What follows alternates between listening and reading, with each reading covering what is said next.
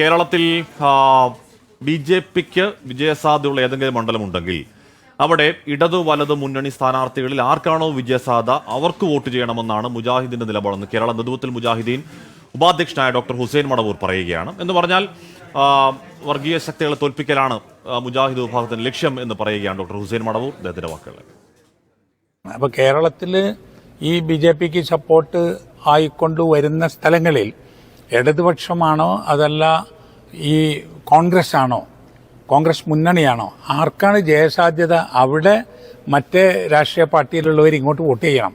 ചില സ്ഥലത്ത് കോൺഗ്രസ് ഇടതുപക്ഷത്തിനും ചില സ്ഥലത്ത് ഇടതുപക്ഷം ഈ കോൺഗ്രസ് മുന്നണിക്കും വോട്ട് ചെയ്താൽ മാത്രമേ ഇത് നടക്കുള്ളൂ. പ്രധാന കക്ഷികളായ LDFന്റെ നേതൃത്വവും അതുപോലെ തന്നെ കോൺഗ്രസിന്റെ UDF മുന്നണിയും കൂടിയിരുന്ന് തീരുമാനിക്കേണ്ട കാര്യമാണ്. കുറച്ച് നീക്കുപോക്കുകൾ ഉണ്ടാക്കിയിട്ട് വിജയസാധ്യത ആർക്കാണോ അവരെ വിജയിപ്പിച്ചെടുക്കുക എന്നുള്ളതാണ് ചെയ്യേണ്ടത്. അല്ലാണ്ട് വെറുതെ ത്രികോണോ ചതുർക്കോണോ ഒക്കെ ആയിപ്പോയാൽ ഒരു കാര്യം ഉണ്ടാവില്ല. KNMന്റെ നിലപാട് അങ്ങനെ തന്നെയാണ്.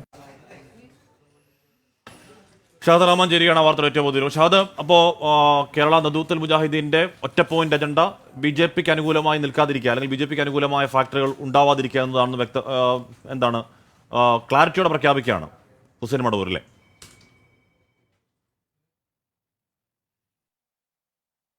തീർച്ചയായും അങ്ങനെ തന്നെയാണ്. പ്രത്യേകിച്ച് ഈ തെരഞ്ഞെടുപ്പ് പടിവാതിക്കൽ നിൽക്കുകയാണ്. ആ ഘട്ടത്തിൽ KNM അവരുടെ നിലപാട് വ്യക്തമാക്കുന്നു എന്നുള്ളതാണ് ഏറ്റവും ശ്രദ്ധേയമായിട്ടുള്ള കാര്യം. കാരണം സാധാരണഗതിയിൽ ഇത്തരത്തിൽ ഈ KNMന്റെ നിലപാടുകളെ സംബന്ധിച്ച് വലിയ രീതിയിൽ ചർച്ചകൾ നടക്കാറുണ്ട്. കാരണം ഇവർ ആർക്കൊപ്പം നിൽക്കും, ആരെ അനുകൂലിക്കും എന്നുള്ള കാര്യം അത് ഏകദേശം ഇലക്ഷനിലേക്ക് ബൂത്തിലേക്ക് കയറുന്ന തൊട്ട് മുൻപ് വരെ അത് സംബന്ധിച്ച് ഒരു അവ്യക്തത പലപ്പോഴും നിലനിൽക്കാറുണ്ട്.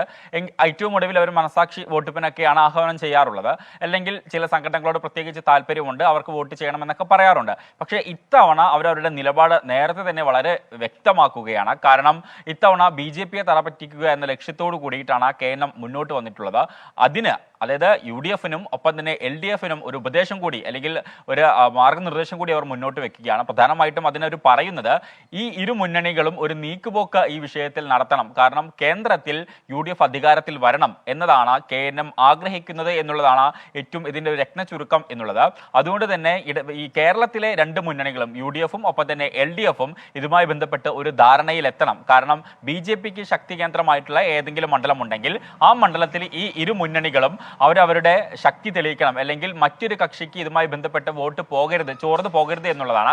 അതോടൊപ്പം തന്നെ സ്വന്തം അണികൾക്കായി അതായത് KNMനെ വിശ്വസിക്കുകയും KNMൽ അടിയുറച്ച് നിൽക്കുകയും ചെയ്യുന്ന ആളുകൾ ഇതുമായി ബന്ധപ്പെട്ട് തീരുമാനിക്കേണ്ട ഒരു നിലപാട് എന്ന് പറയുന്നത് പ്രധാനമായിട്ടും ഇടതിനാണോ അവിടെ ശക്തി കൂടുതൽ അവരെ പിന്തുണയ്ക്കുക, അല്ലെങ്കിൽ വലതിനാണോ ശക്തി കൂടുതലെങ്കിൽ അല്ലെങ്കിൽ UDFനാണോ ശക്തി കൂടുതലെങ്കിൽ അവരെ പിന്തുണയ്ക്കുക എന്നൊരു നിലപാടാണ് ഇതിലൂടെ പറഞ്ഞു വെക്കുന്നത്.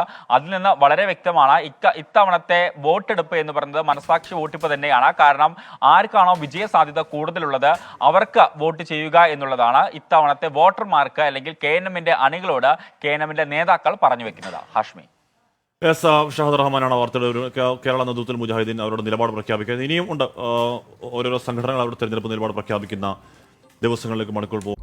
ലോകത്തെവിടെയായാലും ഏത് സമയത്തും 24 വാർത്തകളും ഓഗ്മെന്റഡ് റിയാലിറ്റി പാക്കേജുകളും എക്സ്പ്ലെയിനറുകളും വിശദമായി കാണാൻ ഞങ്ങളുടെ YouTube ചാനൽ നിങ്ങൾക്ക് സബ്സ്ക്രൈബ് ചെയ്യാം.